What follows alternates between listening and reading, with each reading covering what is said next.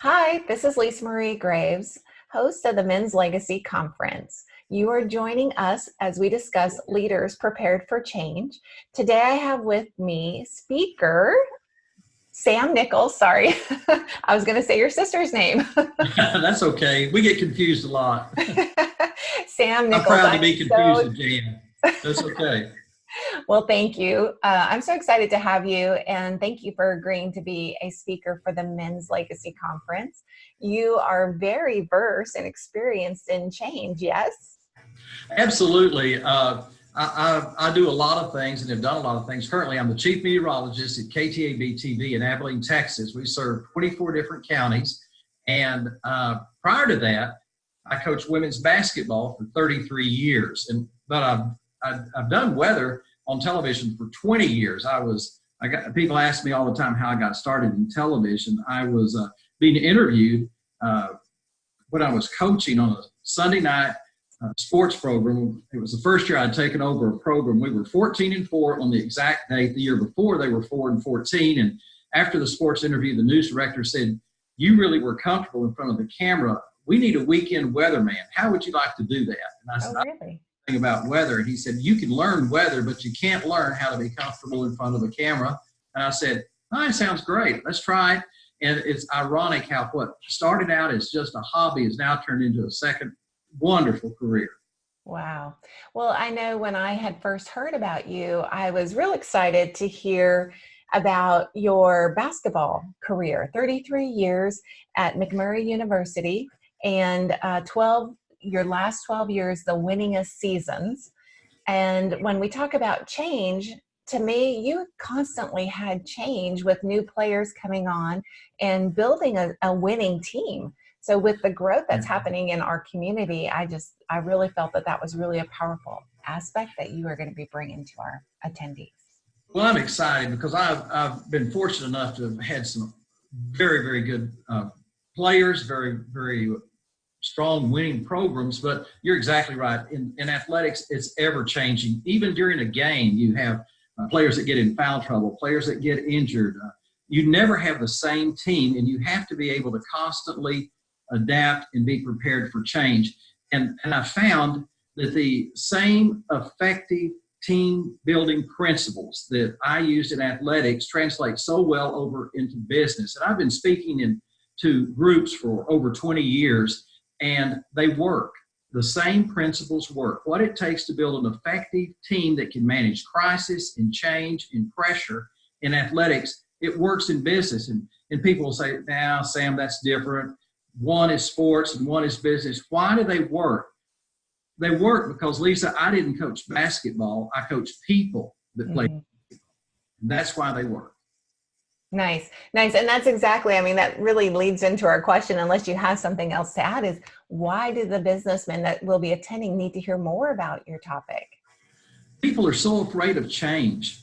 And, change is inevitable. People that are not adaptable become dinosaurs. We all know what happened to them. They get left in the wayside. And I have embraced change all my life, and rather than dodged it or been afraid of it, when you see a paradigm shift and you see the way things are going, now you have to know the difference between a fad and a trend.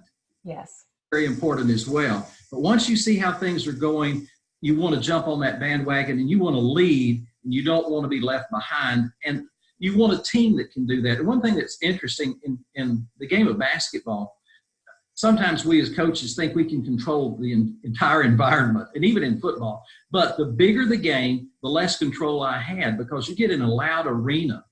Your players can't hear you more than about 3 or 4 feet away from you. And so you have to trust your players to make very important decisions that might change the whole course of the game, and you not be involved. You have to develop a team that can make decisions in the midst of a crisis under pressure. But then you have to make decisions, and they have to trust you. And that mutuality is what I'm going to talk about. How to develop a team that can trust each other in the midst of change, and when the mistakes are made, and how to handle mistakes. Because a lot of people don't know how to handle mistakes, and so they're afraid to even try.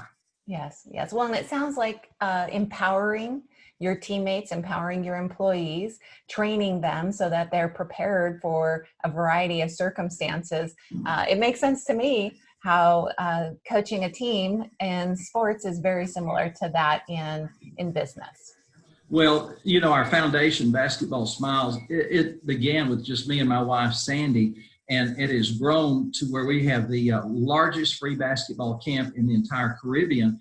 But again, another thing I've learned that's so true, you never get anywhere by yourself. You have to have others to help you and give you input. And you know, it says in the Bible that Joseph died leaning on his staff. And I think that's how all of us are going to be if we're successful, leaning on other people. Yeah. And we need people around us. We can't do this by ourselves. And a lot of people, as you well know, Lisa, are afraid to develop leaders around them. They feel so easily threatened by empowering others, releasing control, and letting other people make decisions, even if they make a mistake. They're afraid, and we can't do that. We've got to learn to release other people and set people free to make decisions, even very important decisions. And so we're going to talk about that as well. That's an important part of team building.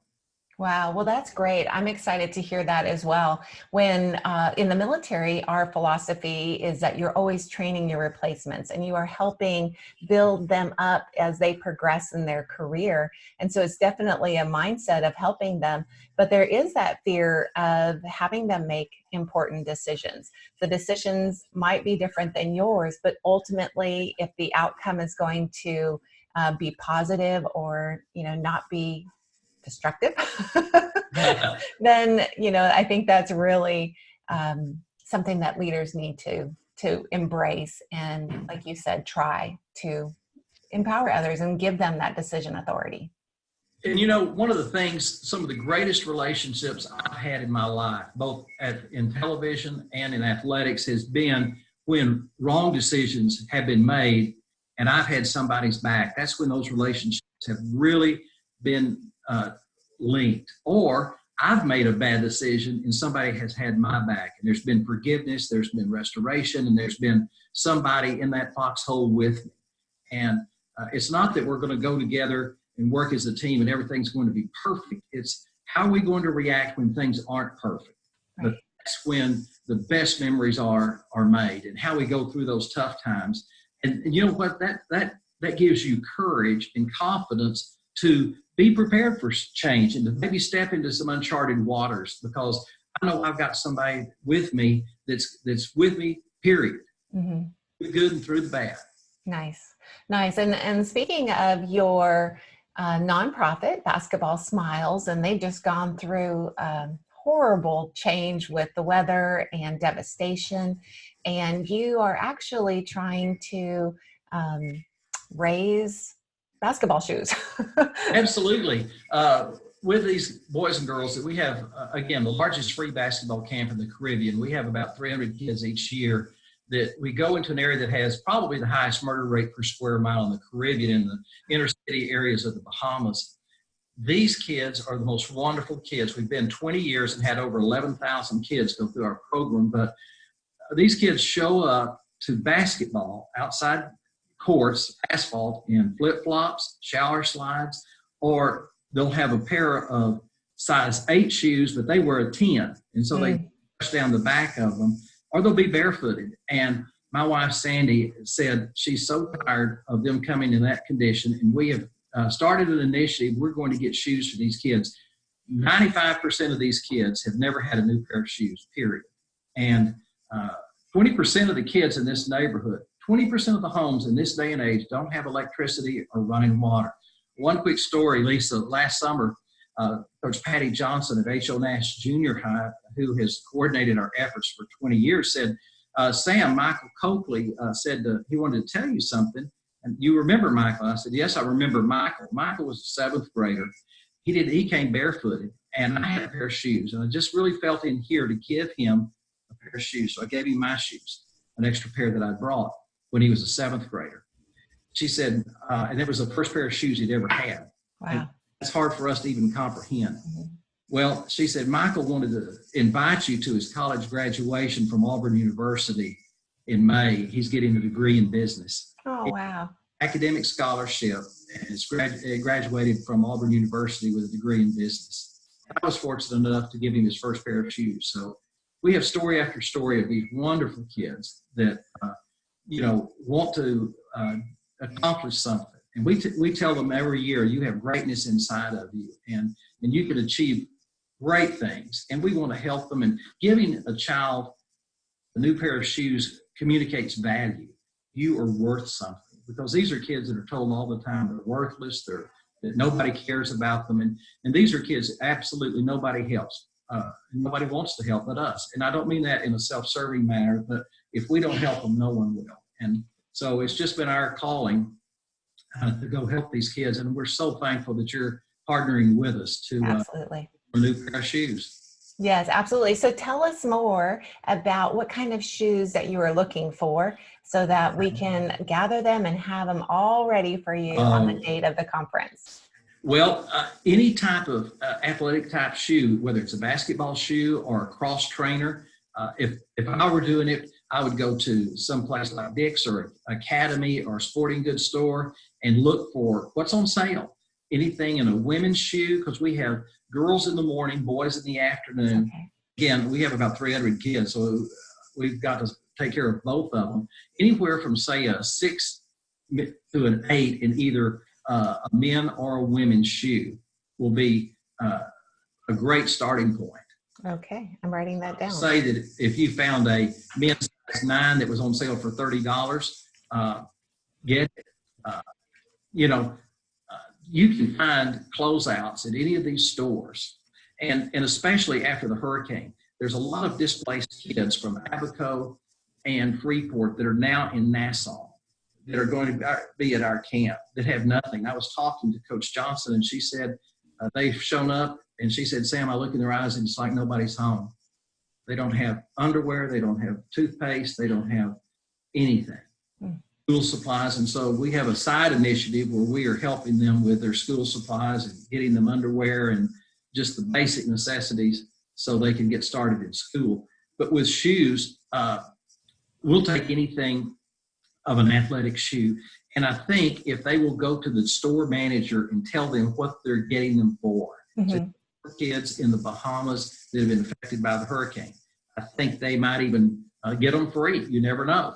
Okay. Now, if some people have some gently used shoes that maybe they don't fit anymore, would those be acceptable donations as well?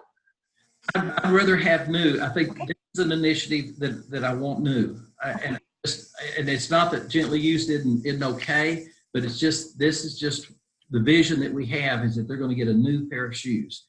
Excellent. And I wouldn't be afraid to ask the store manager, do you have something you can give us? I tell people, when I was recruiting basketball players, I've been turned down more than the bedspread at a Holiday Inn. But don't be afraid to ask. Don't be afraid to ask. And that's another topic I speak on, Lisa, at a lot of conferences. Don't be afraid of the no. Yeah. Don't be afraid to be told no, or you'll never accomplish anything. Ask. The worst that can happen is you say, look, you have some shoes you can give us for some boys and girls in the Bahamas that don't have any basketball shoes or athletic shoes. If they say no, then they say no. But who knows? A store manager might have his heart prepared already and give you 3 pair, 4 pair. Who knows? But you just don't be afraid of the no. Absolutely. Well, thank you. So sizes 6 to 8 for both men and women, or men and women shoes, and sizes 6 to 8. Awesome. Okay. And that's not a hard 6 to 8. I mean, either way, if you found a good deal on some little bigger or a little smaller, that's fine too. Okay. So grateful because, again, these boys and girls, they tell me all the time, they say, Coach Smiley, that's what they call me because I smile so much. Coach Smiley. They said, Coach Smiley, we're from the ghetto, but we're not ghetto. Oh. We want more, and we want to get out, and we want to accomplish great things. And we've had so many success stories over the past 21 years or 20 years, and we want to continue to encourage them. Well, I can definitely hear your passion in it. How can people find out more about you and Basketball Smiles and anything else you'd like to share? Okay, we have our basketballsmiles.org is our website, and we have a brand new highlight video that's about 3.5 minutes that tells our story that's on our website. And then we have a Basketball Smiles Facebook page, and I have 2 Facebook pages. I have a personal one, and then I have a professional one that's tied to KTAB, our television station. So I have several things. I also have a LinkedIn, then I have Instagram, and a Twitter account at Sam Weather. Sam Weather. Okay. Well, we'll also have links to all of those social sites for you on our Men's Legacy Conference website. You have your own speaker page, so if you haven't seen it yet, you should totally check it out. All right. But I can't tell you how excited I am to come and to just share and also to learn, because there's 4 things, Lisa, I am determined to do every day. First, I'm determined to pray every day. Second, I'm determined to laugh every day. Third, I'm determined to learn something every day. And fourth, I'm determined to give something away every day. Those are 4 things I'm determined to do every day that I wake up. And when I come to the conference, I'm going to learn something. And I'm excited to see what I can learn from that great array of speakers that you have. Well, thank you. I agree with you on the learning aspect. And I'm excited for the men's conference, and we've started to get word out about the different speakers that are going to be there, and that has increased the excitement as well.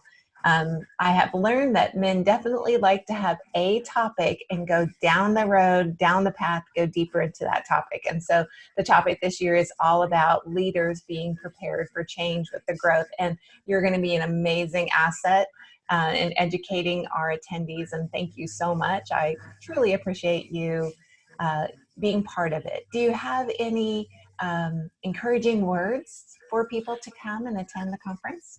Well, one thing, if men are successful or not successful, and I used to tell my players this all the time, what got you to this level rarely gets you to the next level.